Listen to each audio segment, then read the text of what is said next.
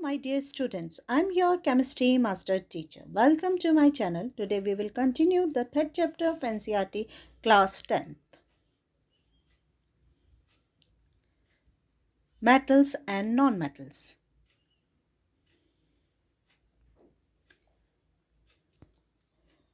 हम मेटल्स की chemical properties पढ़ रहे हैं, तो इससे पहले भी हमने उसकी रिएक्शंस करा के देखी. अब नेक्स्ट है how do metals react with solution of other metal salts. कैसे मेटल अदर मेटल सॉल्ट्स के साथ रिएक्ट करता है. इसके लिए हम एक एक्टिविटी परफॉर्म करेंगे.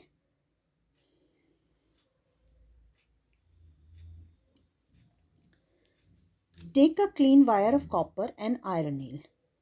हम क्या करेंगे, आयरन और कॉपर का लेंगे दोनों. Put the copper wire in a solution of iron sulphate. किस में लेंगे हम, कॉपर वायर को आयरन सल्फेट के सॉल्यूशन में लेंगे और आयरन नील को हम कॉपर सल्फेट में लेंगे. दोनों को अलग अलग टेस्ट ट्यूब में लिया. एक टेस्ट ट्यूब में आयरन सल्फेट है जिसके अंदर हम कॉपर वायर डालेंगे, दूसरी टेस्ट ट्यूब के अंदर कॉपर सल्फेट जिसके अंदर हम आयरन नील डालेंगे.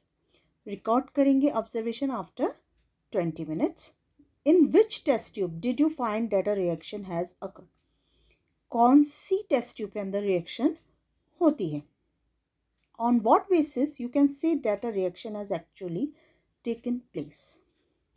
Can you correlate your observation from the activities 3.9, 3.10, 3.11. हमने इससे प्रीवियस जो भी एक्टिविटीज़ की हैं उनसे हम इसे कोरिलेट करेंगे और फिर आखिरी में हम बैलेंस्ड केमिकल इक्वेशन लिखेंगे और name the type of A reaction. हमें इस डायग्राम में दिख रहा है कि दो टेस्ट ट्यूब हैं. एक में कॉपर सल्फेट सॉल्यूशन है जिसमें हमने आयरन नील डाली है और दूसरे में आयरन सल्फेट का सॉल्यूशन है जिसमें हमने कॉपर वायर डाला है. Observation. More reactive metal displace with the metals from other salt solution and form a corresponding salts. यानी कॉपर और आयरन में से जो भी ज़्यादा रिएक्टिव होगा वो दूसरे के मेटल को डिस्प्लेस कर देगा. In a iron copper sulphate solution. Explanation. Iron is more reactive than copper. क्योंकि वो रिएक्टिविटी सीरीज में ऊपर आता है इसलिए वो से रिप्लेस करेगा. It displace copper from copper sulphate and forms a ferrous sulphate. Copper sulphate solution is a blue while ferrous sulphate is green. तो हम इनके कलर से हम आइडेंटिफाई कर लेंगे कि किस मेटल ने दूसरे मेटल को डिस्प्लेस किया. So the solution turns green from a blue. यानी पहले वो ब्लू था वो ग्रीन में चेंज हो गया. डेट मीन्स कि उसने कॉपर सल्फेट में से कॉपर को डिस्प्लेस करके आयरन सल्फेट बना दिया. Metal A plus salt solution of B, salt solution of A plus metal B. मतलब जब मेटल ए दूसरे सॉल्ट सॉल्यूशन बी के साथ रिएक्ट करता है तो वो सॉल्ट सॉल्यूशन ए बनाता और मेटल बी फॉर्म करता. जैसे iron reacts with copper sulphate form FeSO4 यानी iron sulphate and copper. If metal A displace metal B from solution it is more reactive than B. अगर वो बी सॉल्यूशन में जो है उसे डिस्प्लेस कर रहा है तो यानी वो मोर रिएक्टिव है. ये हम इस एक्टिविटी से हमने परफॉर्म किया. Reactivity series. अब रिएक्टिविटी सीरीज होती क्या है. Reactivity series of metal. The order of intensity और reactivity of metal is known as a reactivity series.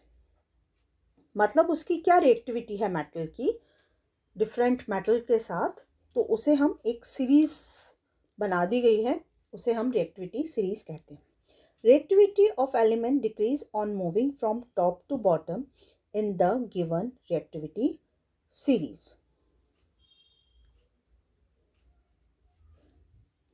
नीचे जाते जाते वो डिक्रीज होती जाती है.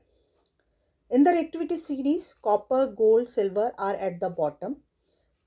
That means कि वो less reactive है. these metals are known as noble metals. Potassium is the top of the series, so potassium सबसे ज़्यादा रिएक्टिव है. रिएक्टिविटी ऑर्डर है, सबसे ज़्यादा है पोटेशियम, उससे कम है sodium, then calcium, magnesium, aluminium, zinc, iron, lead और सबसे कम कॉपर. ये रिएक्टिविटी सीरीज है. इसमें दिख रहा है कि सबसे ऊपर पोटेशियम जो है सबसे ज़्यादा रिएक्टिव है, गोल्ड लीस्ट रिएक्टिविटी, यानी reactivity series top to bottom decrease हो जाती है. That's all for today students. Thank you.